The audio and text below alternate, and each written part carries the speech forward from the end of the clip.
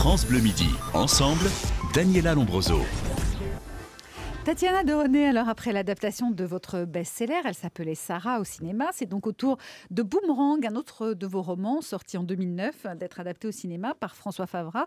C'est avec Laurent Lafitte et Mélanie Laurent, Audrey Dana également dans la distribution. Vous l'avez vu le film, vous, déjà ? Oui, et je vous avoue, Daniela, que j'ai vraiment versé plusieurs petites larmes, tellement c'était émouvant. Les lecteurs sont souvent déçus quand ils voient un livre qu'ils ont aimé porté à l'écran. L'auteur que vous êtes n'a pas été déçu apparemment. Qu'est-ce que vous conseillez au public ? Est-ce qu'il faut lire le livre qui ressort d'ailleurs aux éditions Héloïse d'Ormesson avant de voir le film ou l'inverse ?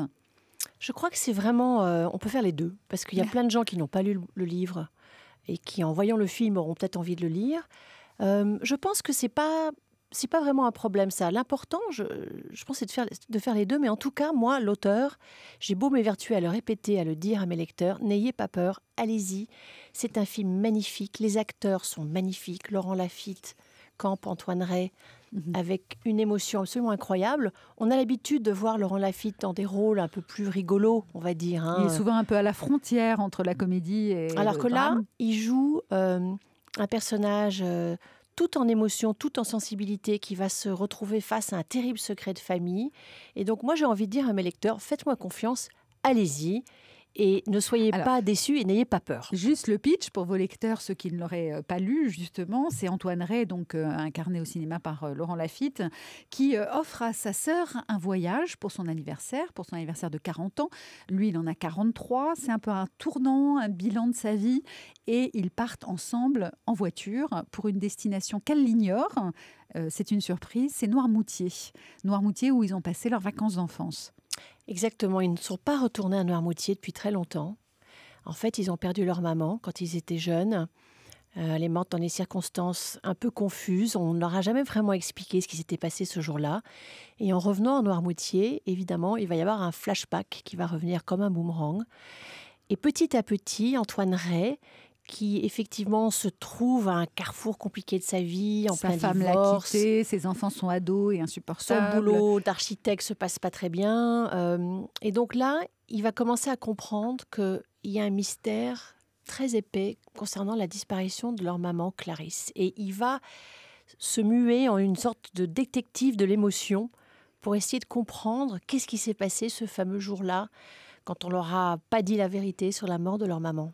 Donc le lecteur est pris dans ce suspense et cavale pour connaître la fin du livre. On lit ce livre, vraiment on le dévore. Ce suspense aussi, ça en fait un livre idéal pour le cinéma ?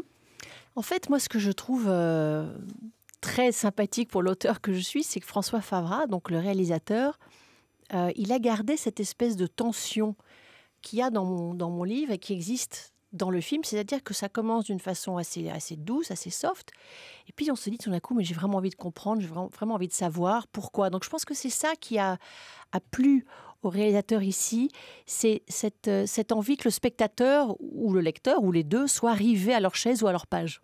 Tatiana Doronnet, le film s'appelle Boomerang, il sort prochainement. On écoute un extrait de la bande-annonce. Votre maman, c'était pas quelqu'un qu'on oublie. Ça va faire 30 ans demain. Ah, maman. T'as jamais pensé qu'on nous avait peut-être pas tout raconté ? C'est-à-dire ? Sur la mort de maman. C'était là qu'on a retrouvé son corps sur la plage ? Ah non, mais c'est pas là qu'on a retrouvé votre maman. C'était de l'autre côté de la baie. Tu aimerais savoir quoi ? Bah, je sais pas, des trucs sur maman. Qu'est-ce qui t'a pris d'aller inquiéter ta grand-mère ? Tu sais que c'est un sujet qui la remue. Avec quel âge ? J'ai 10 ans. Ma sœur dit que je suis parano. Qu'est-ce qui s'est passé avec ma mère le 29 août 1984 ? Que tu t'interroges sur cette noyade 30 ans après, c'est légitime. Mais là, ça devient carrément délirant, Antoine. Je suis désolé de vous donner autant de soucis, pardon. Toutes ces choses qu'on garde pour soi, un jour ça se paye. Mais avec le temps, ça vous coupe des autres.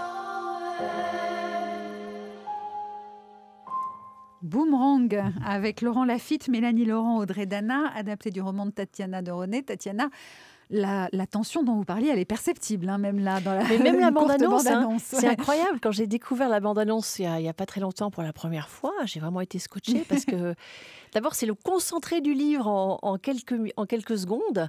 Et je trouve que c'est très efficace. Hein. Qu'est-ce que vous ressentez, vous, qui avez pensé cette histoire, qui avez imaginé cette histoire, de l'avoir ainsi, comme ça, finalement sortie de votre cerveau et en même temps visualisable par tous? C'est à la fois magique et très étrange, parce que c'est votre histoire que vous donnez à quelqu'un d'autre. Il va se l'approprier, il va en faire la sienne, mais c'est quand même vos personnages. Donc déjà, aller sur le tournage, c'est déjà une émotion. Mais le voir sur grand écran, avec en plus cette brochette d'acteurs, hein, je répète quand même, Mélanie Laurent, Laurent Lafitte, Audrey Dana, qui sont vraiment formidables, eh bien c'est un moment magique pour un auteur. Hein. C'est vraiment quelque chose que j'oublie pas. Vous étiez sur le tournage du film? Oui, mais malheureusement, mon petite apparition a sauté au montage. Donc, j'ai fait une petite apparition dans tous les films qui sont adaptés de mes livres, mais c'est pas grave. Le prochain, voilà. Ça vous fait plaisir, en tout cas, qu'à oui. chaque fois vos droits soient achetés pour le cinéma. Ah, oui. Est-ce que parfois, en écrivant, vous pensez aussi à l'adaptation cinéma? Non, parce que je pense que ce serait une façon de corrompre mon écriture. Par contre, c'est vrai que quand on écrit un roman, on a des images dans sa tête. Il y a des scènes qu'on voit de façon très cinématographique. Mais après, bon, on s'amuse avec les acteurs. Par exemple, pour Elsa Pessara, moi, j'avais rêvé de Jodie Foster. Bon, c'est Christine Scott Thomas qui a joué le rôle, mais c'est pas si mal non plus. Hein, vous en avez rêvé de Laurent Lafitte, Audrey Dana, Mélanie? Pas du tout, mais je les trouve formidables. Et je peux pas imaginer d'autres acteurs maintenant. Tatiana Deronay, il paraît que vous avez rédigé pas mal de livres aussi entre 10 et 30 ans et que vous les avez enfermés dans une cave avec la mention de ne pas publier si je meurs. Oui, ce qui veut dire qu'on ne les lira jamais, ces livres, a priori.